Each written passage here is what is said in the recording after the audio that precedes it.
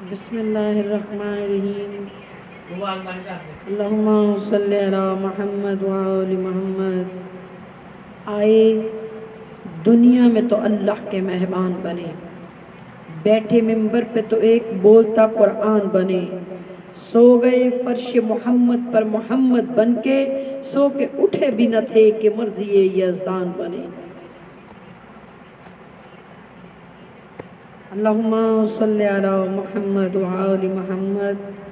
میں عرض کر رہی تھی کہ کائنات کا ہر ذرہ کلمہ ہے، کلمہ ہونا اور بات ہے اور کلمہ طیبہ ہونا اور بات ہے۔ سنو حضرت خلیل اللہ کا امتحان بھی جب چند کلمات سے ہوا۔ ابراہیم ربہ بکلمات فتامہنا، پارہ نمبر 1 رکوع نمبر 15۔ جس وقت آزمایا ابراہیم کو اس کے رب نے چند کلمات سے، معلوم ہوا کہ ابراہیم کا امتحان بھی کلمہ سے ہوا۔ اسی طرح حضرت آدم کے بارے میں ارشاد قدرت ہے،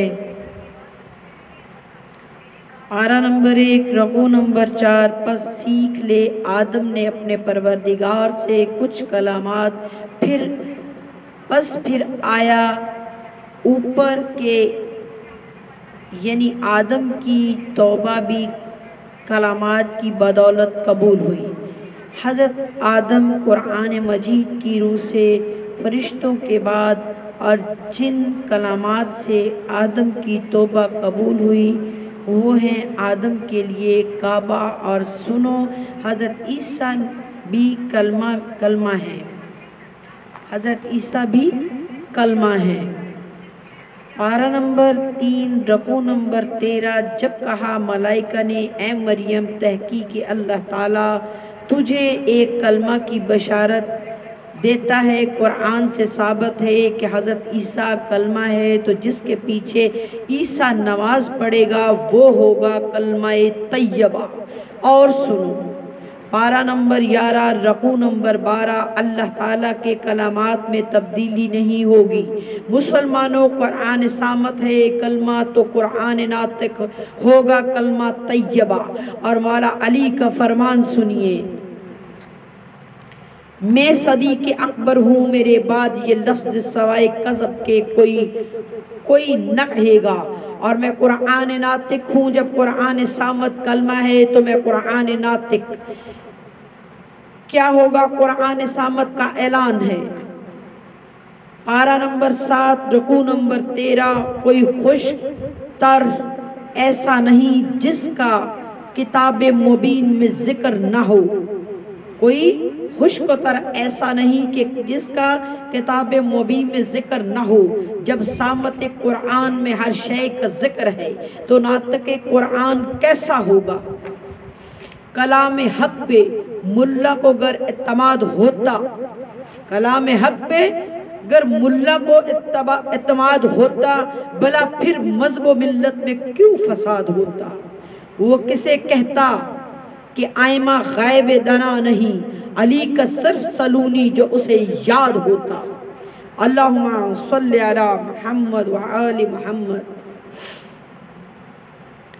جناب محمد باقر مجلسی اپنی کتاب حلیۃ المتقین میں تحریر فرماتے ہیں کہ ابن طاؤس علیہ السلام نے روایت صافی خادم امام نقی علیہ السلام کی زبانی قاسم ابن علی سے نقل کی ہے کہ میں نے ان حضرات سے ان کے جد امجد امام رضا کی زیارت کے لیے جانے کی رخصت مانگی کہ فرمایا عقیق کی انگوٹھی لے جاؤ جس کا نگینہ زرد ہو اور ایک طرف ماشاءاللہ لا حول ولا قوت الا باللہ اور دوسری طرف محمد و علی نقش ہو۔ اس انگوٹھی کے پاس ہونے سے چوروں، رہزنوں اور دشمنوں کے شر سے امان میں رہو گے اور با ایمان و عزت کرو گے۔ صافی کہتا ہے کہ میں بصرمان امام نے انگشتری تیار کرائی۔ جب میں سفر کو چلنے لگا تو حضرت نے مجھے بلوا کر ارشاد فرمایا ایک فروزہ کی انگوٹھی بھی لیتے جاؤ، کیونکہ توس اور منشا پور کے درمیان تجھے ایک شیر ملے گا جو قافلے کو روک لے گا۔ تم اس کے سامنے جا کر اس انگوٹھی کو دکھا دینا اور کہہ دینا کہ میرے مولا کا حکم ہے کہ رستہ چھوڑ دے۔ صافی فروزے کے ایک طرف لا مالک النقش ہونا چاہیے اور دوسری طرف مالک الواحد القہار، کیونکہ جب جناب امیر المومنین کی انگوٹھی فروزے کی تھی اور اس پر یہی اسم مقدس نقش تھے۔ صافی ایسا نگینہ درندے سے محفوظ رکھتا ہے اور لڑائیوں میں فتح و ظفر کا باعث ہوتا ہے۔ صافی کہتا ہے کہ میں نے فروزے کی انگوٹھی بھی معصوم کے فرمان کے مطابق تیار کرائی اور سفر میں چلا گیا۔ واللہ جہاں حضرت نے فرمایا تھا وہیں شیر ملا۔ میں نے حضرت کے فرمان کے مطابق آگے بڑھ کر حضرت کو حکم دیا کہ شیر کو، جس کو سنتے ہی شیر نے سر جھکا لیا اور چلا گیا، اور زیارت سے واپس آ کر میں نے تمام ماجرا حضرت کی خدمت میں عرض کیا۔ امام علیہ السلام نے فرمایا تم نے ایک واقعہ چھوڑ دیا، اگر تم کہو تو میں بیان کروں۔ میں نے عرض کی یا مولا شاید میں بھول گیا ہوں۔ ایک رات توس میں امام علی رضا علیہ السلام کے روضے کے قریب سو رہا تھا۔ جنوں کا ایک گروہ قبر منور کی زیارت کے لیے آیا تھا۔ انہوں نے نگینہ تیرے ہاتھ میں دیکھ کر اس کا نقش پڑا اور تیری انگوٹھی ہاتھ سے نکال کر اپنے بیمار کے لیے لے گئے۔ اسے پانی میں ڈالا اور پانی بیمار کو پلایا، جس سے اس بیمار کو شفا ہو گئی۔ نگینہ واپس لائے، بجائے داہنے ہاتھ کے بائیں ہاتھ میں پہنا گئی۔ بیدار ہو کر تجھے بڑا تعجب ہوا، اس کی کوئی وجہ تو تجھے معلوم نہ ہوئی، مگر اپنے سرہانے ایک یاقوت تجھے ملا جو اب تک تیرے پاس ہے۔ اسے بازار میں لے جا، 80,000 دینار کا بکے گا۔ یہ یاقوت وہ جن تیرے لیے ہدیہ لائے تھے۔ صافی کہتا ہے کہ میں اس یاقوت کو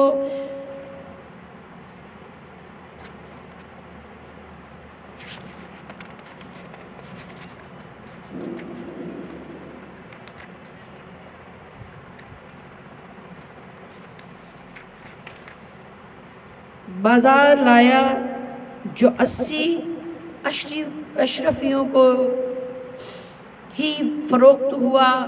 اللہم صلی علی محمد وآل محمد۔